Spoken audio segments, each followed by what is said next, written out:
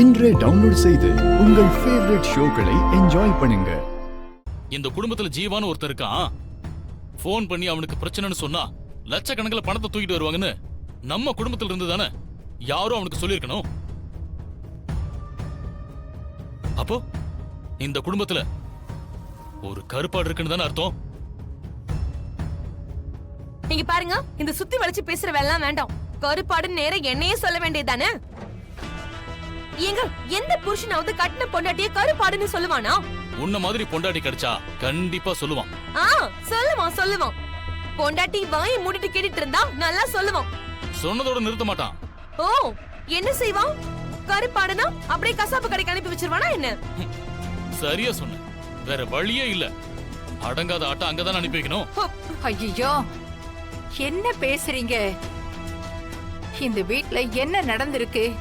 நாம என்ன பேசிட்டு இருக்கோம், நீங்க என்ன பேசுறீங்க? ஜானகிக்கு ஏதாவது ஒண்ணு ஆயிருந்தா இந்த வீடு தாங்குமா? இவதானே இந்த வீட்டோட குத்து விளக்கு.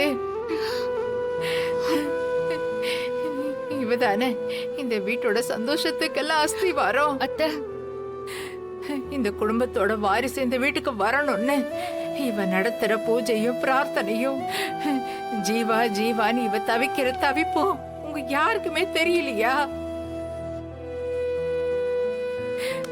ஜீவா மேல இவளுக்கு எவ்வளவு அன்பு இருந்தா, ஜீவான்னு யாரோ ஒருத்தன் போன் பண்ணதும் இத பத்தி யோசிக்காம இவ கிளம்பி போயிருப்பா.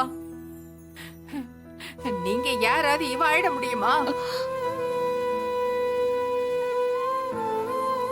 அத்தை, நான் தான் வந்துட்டேன்ல, அப்புறம் எதுக்கு அத்தை இதெல்லாம்?